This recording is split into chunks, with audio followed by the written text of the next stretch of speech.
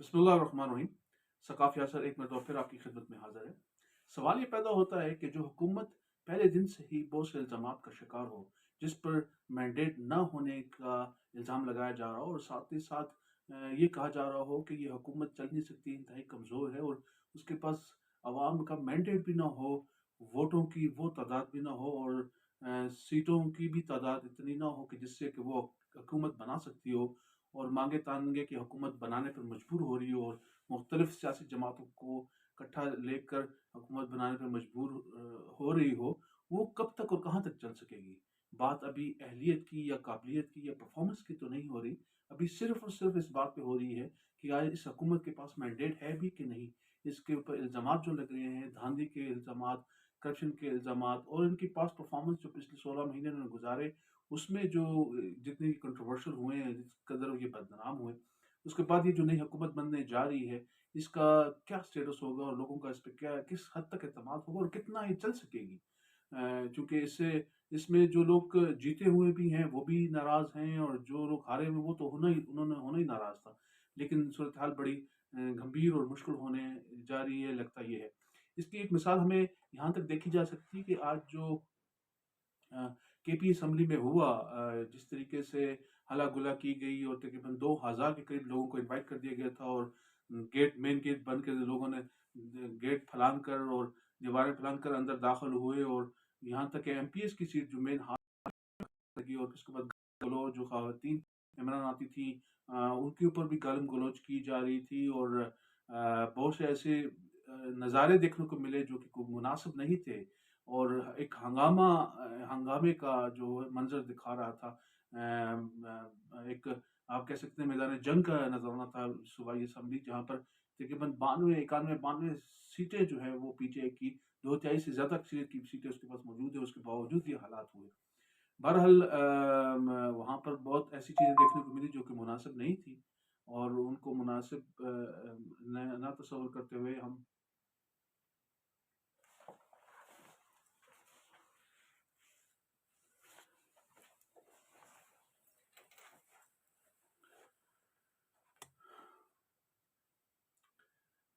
लेकिन इसकी मिसाल हम दूसरी तरफ ये भी देखते हैं कि पंजाब असेंबली में भी पहले दिन बड़ी हंगामा आराई हुई थी। बड़े मुख्तलिफ किस्म की नाराबाजी हो रही थी और बैनर्स और पोस्टर्स उठाए गए थे और एहतजाज भी हुआ था, बाइकआउट भी हुआ था, सारे मामलात तो हुए थे। लेकिन उसके बाद आज जो हैं वो लीडर ऑफ द हाउस जो कि वज़ीर आला हैं, मरीम नवाज़ साहिबा ने जो है वो राना आफ्ताब साहब जो कि चीफ मिनिस्टर के उम्मीदवार थे अभी, क्योंकि अपोजिशन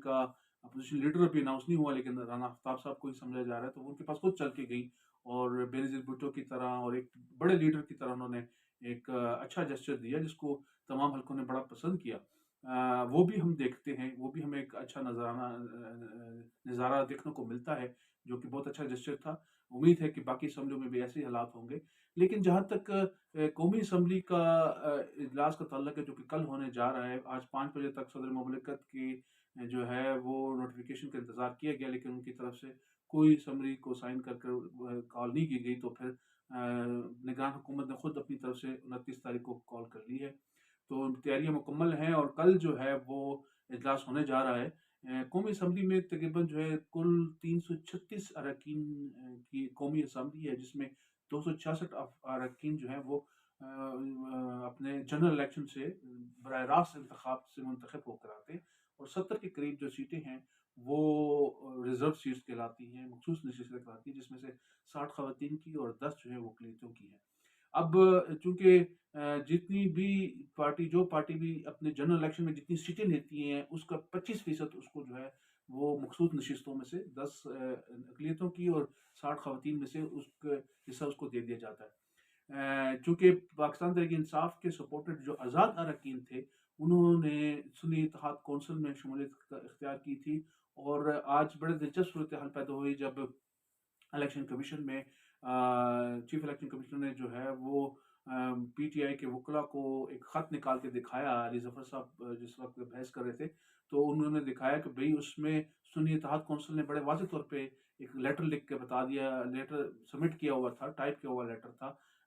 जिस पे बड़े वाज़ेह अल्फ़ाज़ में लिखा था कि हमारे चूँकि कोई सीटें नहीं थी, लिहाज़ा हम किसी किस्म की रिज़र्व सीट्स के हकदार नहीं हैं, उन्होंने खुद कह दिया। तो वो बड़ी हैरत की सूरत हाल थी। और मैं कई अपने वीलॉग्स में कह चुका हूँ कि पाकिस्तान तहरीक इंसाफ एक बहुत बड़ी सियासी गलती करते जा रही है, और उन्हें ये गलती नहीं करनी चाहिए कि वो सुन्नी इत्तेहाद कौंसिल में शामिल होना चाहिए था। पाकिस्तान तहरीक इंसाफ में ही शामूलियत का ऐलान करते, उनके लिए बहुत ज़्यादा मुफीद होता। मालूम नहीं कि उन्होंने क्यों सुन्नी इत्तेहाद कौंसिल का सिलेक्शन की। ये उसी किस्म की सियासी गलती थी जो मैं समझता हूँ कि असम्बलियाँ तोड़ने वाली, जो सूबाई असम्बलियाँ तोड़ी गई थी, केपी की सूबाई असम्बली और पंजाब की सूबाई असम्बली जो तोड़ी गई थी, वो भी सियासी गलतियाँ थी। इसी किस्म की सियासी गलती एक मरतबा फिर पीटीआई ने दोहराई और सुन्नी इत्तेहाद कौंसिल में उन्होंने शमूलियत तय की, और उनका लेटर 23 तारीख का सामने आ गया, जिसमें उन्होंने मेंशन किया कि हमें सीट लेनी चाहिए। लिहाजा अब फैसला तो कर दिया गया, लेकिन इलेक्शन कमीशन ने फैसला महफूज कर लिया है। कल या शायद परसों या पीर वाले दिन वो सुना देंगे कि भाई जो नशिस्तें हैं वो अब बाकी सियासी जमातों में तकसीम कर दी जाएंगी। और चूंकि बाकी सियासी जमातें तकसीम जब कर दी जाएंगी, तो पीटीआई को फिर सुप्रीम कोर्ट और हाई कोर्ट में जाना पड़ेगा, और शायद वहां पर भी इनको रिलीफ न मिल सके, जो कि इनके लिए बहुत ज़्यादा मुश्किल सूरत हाल हो जाएगी। असल मसला यही है कि चूंकि मैंडेट अवाम ने जो है वो भरपूर तरीके से बड़े जोर और जबर और मुश्किलात के होते हुए भी उन्होंने पाकिस्तान तहरीक इंसाफ के उम्मीदवारों पर जो है जिस तरीके से, हालांकि सबके पास अलहदा अलहदा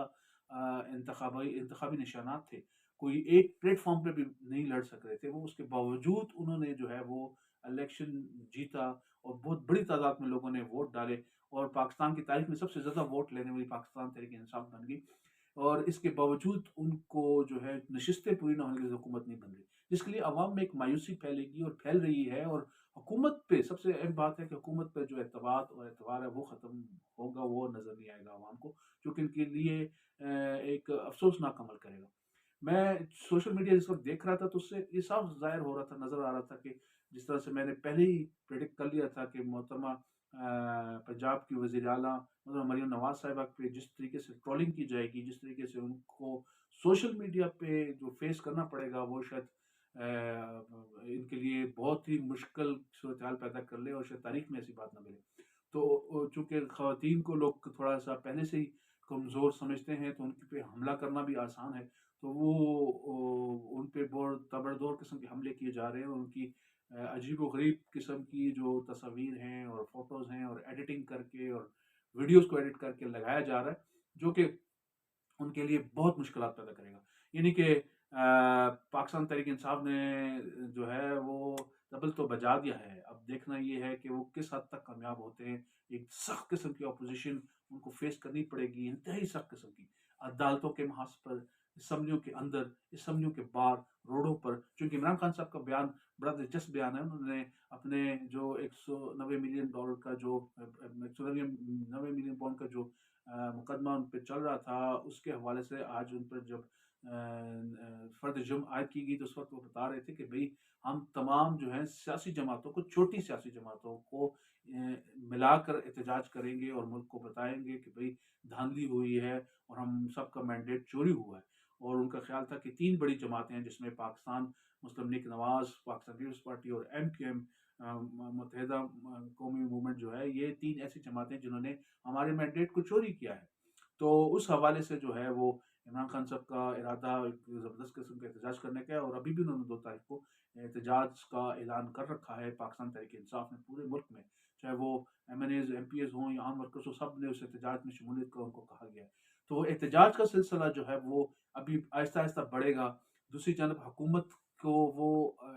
स्टेबिलिटी हासिल नहीं होगी, वो अवाम का एतमाद हासिल नहीं होगा, वो मैंडेट हासिल नहीं होगा जो होना चाहिए, जिसके बाद हुकूमत बने। और एक मरतबा फिर इस तरह की आवाज़ें गूंजने लगेंगी कि ये हुकूमत जो है वो वक्त पूरा नहीं कर सकेगी। क्योंकि हमारी दुआ है, हमारी हमेशा से है कि दुआ भी है, और हमारी जो है हम उम्मीद भी करते हैं कि असम्बलियाँ 5 साल मुकम्मल करेंगी, हुकूमत भी 5 साल मुकम्मल करेगी, और पाकिस्तान के लिए कुछ डिलीवर कर सकेगी। दूसरी जानब पाकिस्तान पीपल्स पार्टी जो है वो तमाम आइनी ओहदे तो लेना चाह रही है, लेकिन जो है पाकिस्तान मुस्लिम लीग के साथ वजारतें नहीं लेना चाह रही। पाकिस्तान मुस्लिम लीग को उन्होंने जो शराइत पेश की थी, जिसके साथ मुआहदा हुआ था, उसमें वो सदर ममलिकत का आइनी ओहदा तो ले रहे हैं, उस चेयरमैनशिप जो है वो सेनेट की तो ले रहे हैं, डिप्टी चेयरमैनशिप जो है वो डिप्टी स्पीकरशिप जो है कौम असम्बली की, वो तो ये आइनी ओहदे तो ले रहे हैं। बल्कि जो बेनज़ीर इनकम सपोर्ट प्रोग्राम की जो جو منسٹر ہیڈ کرتا ہے اس کی منسٹری تو وہ لے، باقی وہ کہتے ہیں کہ ہم منسٹری میں شامل نہیں ہوں گے، یعنی کہ میٹھا میٹھا ہا اور کڑوا کڑوا تھو تھو کی پالیسی کر رہے ہیں۔ اگر حکومت چل گئی تو اس میں پارٹیسپیٹ کر لیں گے کہ ہم نے بڑا اچھا کام کیا، اور حکومت ناکام ہوئی تو بھئی ہم تو اس میں تھے ہی نہیں، ہمارے پاس تو وزارتیں ہی نہیں تھی۔ تو اپوزیشن ہی اپوزیشن، یہاں تک کہ میاں نواز شریف بھی جو ہے وہ اپوزیشن کے طور پر باہر بیٹھ گئے ہیں، اور شہباز شریف صاحب کو وزیر اعظم بنا دیا، تو وہ بھی ایک اپوزیشن کا ہی کردار ادا کریں گے شہباز شریف کے لیے کہ بھئی آپ نے یہ کام کیوں کیا، یہ ایسے کرنا تھا، یہ کیوں نہیں کیا، آپ کو یہ بھی کرنا چاہیے تھا، آپ نے یہ کیوں اس طرح سے کیا، تو وہ بھی ایک اپوزیشن ہوگی۔ لیکن نواز شریف بھی اپوزیشن میں، زرداری صاحب، بلاول صاحب بھی اپوزیشن میں، اب ایم کیو ایم کے ساتھ جو ان کے بات چیت چل رہی ہے، جیسے سوشل میڈیا میں بھی دھوم مچی ہوئی ہے کہ کراچی میں جو گورنرشپ ہے وہ بھی ایم کیو ایم سے لی جا رہی ہے، تو اب شاید وہ بھی اپوزیشن میں بیٹھ جائے۔ ایم کیو ایم بھی اپوزیشن میں، مولانا صاحب پہلے سے اپوزیشن میں، اور پی ٹی آئی خود ایک اپوزیشن ہے، اور اس نے مزید سیاسی جماعتوں کے ساتھ، دیگر سیاسی چھوٹی جماعتوں کے ساتھ اتحاد کر کے جو ہے وہ احتجاج کرنے کا فیصلہ کیا ہے، اور ملک اس وقت انتہائی مشکل صورتحال کی طرف بڑھ رہا ہے، بجائے اس کے کہ بہتری کی طرف جائے۔ بہرحال دیکھنا یہ کہ اتحاد چلے گا کہ نہیں، اس اتحاد کو چلنے کی جو ہے وہ امیدیں دو ہی ہیں۔ ایک تو یہ ہے کہ انہیں عمران خان کا خوف رہے گا کہ کہیں عمران خان آ کر دوبارہ ہم سے حکومت نہ چھین لے، وہ خوف ان کو حکومت بنائے رکھے گا، اور دوسرا اسٹیبلشمنٹ کا ڈنڈا بھی ان کے اوپر رہے گا کہ حکومت چلتی رہے اور معاملات چلتے رہے اور ملک بہتری کی طرف جائے۔ یہ دو ہی چیزیں ہیں جو ان کو آپس میں بائنڈنگ کر سکیں گی۔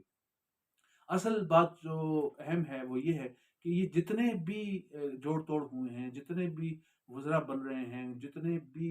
حکومتیں بن رہی ہیں، صدر بن رہے ہیں، وزیر اعظم بن رہے ہیں، اسپیکر بن رہے ہیں، ڈپٹی اسپیکر بن رہے ہیں، سینٹ کے انتخابات ہو رہے ہیں، سینٹ کے چیئرمین شپ بن رہی ہیں، گورنرشپ آ رہی، یہ جتنے بھی معاملات ہو رہے ہیں، جتنی بھی حکومتیں بن رہی ہیں، یہ اس میں عوام کہاں پہ ہے؟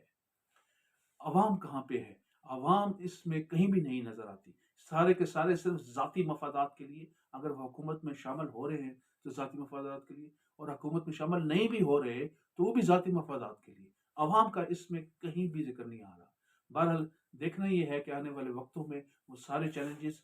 جو نئی حکومت بنے گی، میاں شہباز شریف صاحب اس کے وزیر اعظم بن رہے تو، اور دیگر چاروں صوبوں کے جو وزراء اعلیٰ ہیں، وہ کہاں تک اپنی اس ذمہ داری کو پورا کر سکتے ہیں، ان کے اوپر بہت بڑا سوالیہ نشان ہے کہ انہیں ریگنگ کے بھی جو ہے وہ